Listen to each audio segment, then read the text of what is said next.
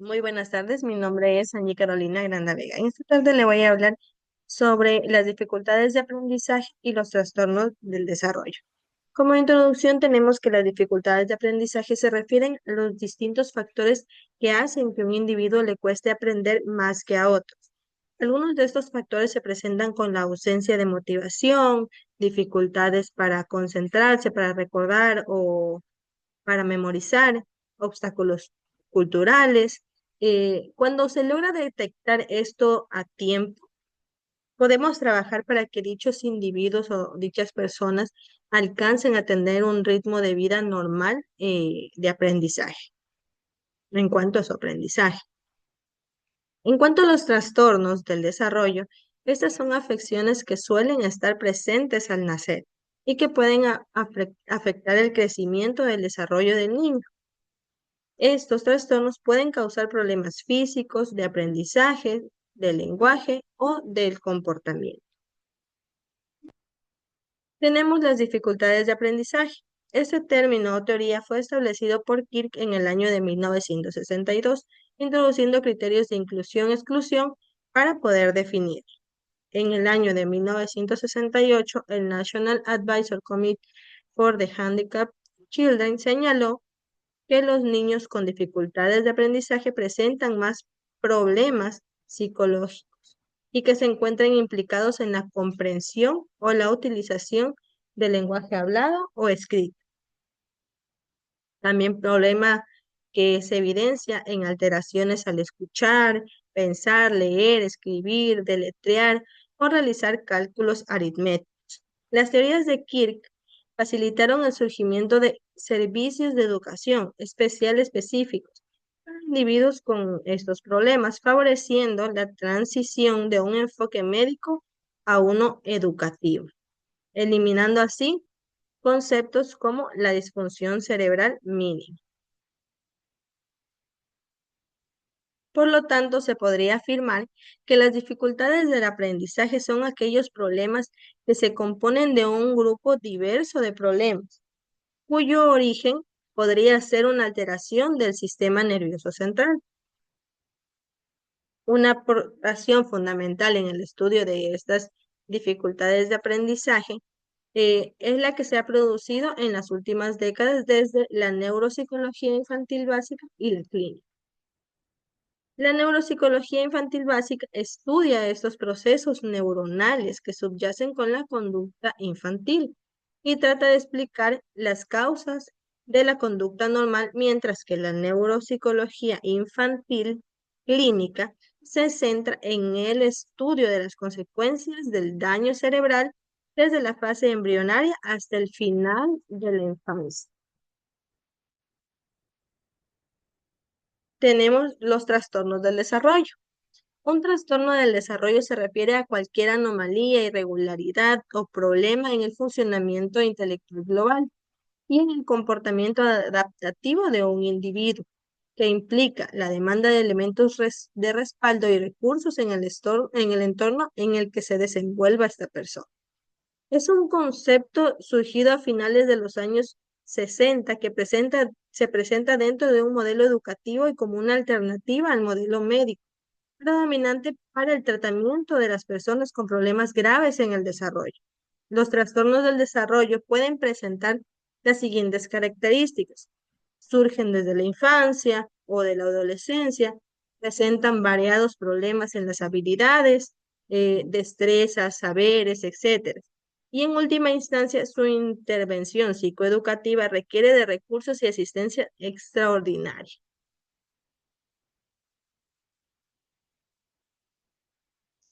Aquí tenemos unos aspectos definitorios, un cuadro que nos ayuda a comprender los aspectos definitorios del trastorno del lenguaje, como la discapacidad cognitivo-intelectual, deficiencia sensorial, deficiencia motora, trastorno generalizado del desarrollo, que se producen en la niñez y la adolescencia, con cronicidad en las dificultades, eh, producen alteraciones en la inteligencia o en la conducta adaptativa, etc.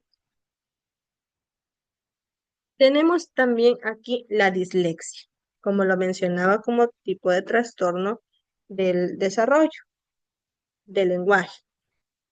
La dislexia. Este es un trastorno específico de la lectura que se caracteriza por un deterioro en la capacidad de reconocer palabras, lectura lenta e insegura y escasa comprensión. Este tipo de trastorno afecta a 1 de cada 10 niños, obstaculizando su aprendizaje. Además, los individuos con este trastorno pueden presentar dificultades en el área de la velocidad de procesamiento, en las habilidades motrices o en la percepción visual y auditiva, e incluso se puede ver afectada en la memoria a corto plazo, la organización, la secuenciación o el lenguaje hablado. Se identifica esta dislexia más en varones que en las niñas. Sin embargo, con frecuencia siempre puede ser no reconocido mucho en las niñas. Estos problemas están presentes desde el nacimiento y pueden causar errores en el deletreo y la escritura, y una reducción en la velocidad y precisión al leer en voz alta. Los tipos de dislexia tenemos que pueden ser una dislexia adquirida, una dislexia evolutiva, fonológica, superficial o mixta. Adquirida cuando aparece a causa de alguna lesión. Evolutiva, que es aquella que en donde no existe una lesión, pero su origen es genético y se manifiesta desde la infancia.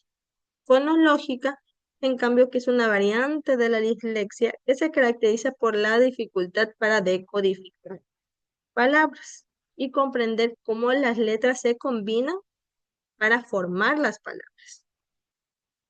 La superficial es otro tipo de dislexia que se caracteriza por la dificultad en la lectura, mientras que la lectura de palabras regulares y conocidas pueden ser relativamente mejor en este caso. Tenemos la mixta o profunda. Este tipo de dislexia combina las características de la dislexia fonológica con la dislexia superficial, por lo cual puede haber problemas para reconocer los sonidos del habla, así como dificultades para leer y comprender palabras que no siguen patrones de pronunciación regulares.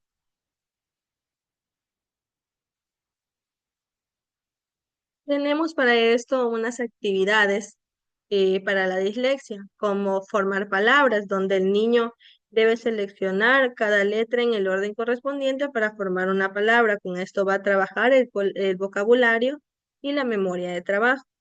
Además, para plantear esta actividad podemos presentar en fichas de formato digital o en hojitas de papel. En una segunda actividad podemos encontrar letras en las palabras. Esta actividad hay que encontrar las palabras que tengan las letras indicadas. Este es un ejercicio muy útil para discriminar letras. Y esta actividad es muy útil también para trabajar lo que es la atención selectiva, la memoria selectiva, esa parte del cerebro solamente para identificar lo que se pide. Tenemos también otra actividad como buscar el nombre correcto de una imagen. El niño con dislexia tiene que discriminar la palabra que corresponde a la imagen representada. Con esta actividad se trabaja la discriminación y se puede también presentar en un formato digital o en una hojita de papel. También tenemos letras desordenadas, que es una actividad que consiste en ordenar las letras para poder formar una palabra. Con esto trabajamos la memoria de trabajo y el vocabulario también. Y asimismo podemos presentarlo ya sea en un formato digital o en hojitas de papel, de acuerdo al momento o al lugar en el que estemos trabajando. Tenemos la disortografía como otro trastorno del desarrollo del lenguaje. Este es un problema, en cambio, en la escritura, que incide en el contenido y la estructura de las palabras que se redactan, provocando la falta de conocimiento de las normas de ortografía. Mayor dificultad del individuo que presenta este tipo de trastorno es la adquisición y asimilación de la normativa ortográfica a la hora de construir un discurso escrito. En muchos casos, la disortografía viene asociado con la dislexia, por lo cual muchas veces se confunden estos trastornos. Es difícil distinguir uno del otro. Eh, Características de la disortografía. Tienen problemas en la acentuación y en la expresión de verbos irregulares. Por ejemplo, el escribir haiga por haya, el verbo haber. También tenemos omisión de artículos y concordancias en número. Por ejemplo, me he comprado un boli o las niñas juegan al fútbol. Dificultades en la correspondencia del fonema y grafema, especialmente a la hora de diferenciar la B, la D y la P. Tenemos también adiciones en la escritura de palabras. Por ejemplo, patitineta en lugar de patineta, o sea, añade una sílaba más. Tenemos también las inversiones en la construcción de la palabra. Por ejemplo, la palabra planta se escribe como plantal. Para eso también tenemos varias actividades, como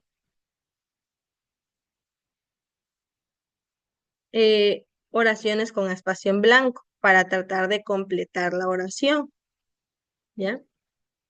En esta actividad podemos trabajar con palmaditas para separar en sílabas incluso. Tenemos también actividades para mejorar la percepción auditiva. Se recomiendan los dictados, las palabras eh, con fonemas que a ellos los puedan confundir y tratar de hablar más sobre esto. También hacer sopa de letras ayuda a la composición de las palabras, el silabeo y mejorar la atención. Los ejercicios para detectar la palabra intrusa. Dice, se le presenta unas parejas de palabras donde una de ellas está mal escrita. Él tiene que diferenciar cuál es la mal escrita o cuál no pertenece a ese grupo de palabras. Tenemos la otra actividad de contando una historia. Aquí necesitaremos materiales de textos impresos para cada niño con un reloj y un cronómetro. Se reparte los papeles con el texto, uno para cada niño, luego se les dice que deberán comenzar a escribir desde el momento en que se active el cronómetro. Si comienzan antes, ya quedan descalificados. Tenemos también la familia de palabras. Aquí se muestra a los niños todo el grupo de imágenes y se les pide que cuenten un relato cómico o gracioso. ¿Ya? Luego ellos deben escribir un texto, ya sea lo que mejor les ha parecido a ellos. En conclusión, las dificultades de aprendizaje y los trastornos del desarrollo representan desafíos significativos en lo que es el proceso educativo y en la vida diaria de quienes lo presentan. Ambos afectan habilidades esenciales como la atención, el lenguaje, la memoria, la lectura, la escritura y la interacción social sobre todo. Sin embargo, es importante reconocer que con una detección temprana, estrategias de intervención adecuadas y el apoyo constante de profesionales, familia y escuela, es posible potenciar las capacidades individuales de cada persona para favorecer su inclusión en la sociedad, para favorecer y mejorar incluso su calidad de vida dentro de un ámbito educativo o de un ámbito social. También la comprensión y la empatía son fundamentales para construir entornos accesibles donde cada individuo pueda alcanzar su potencial. Muchísimas gracias.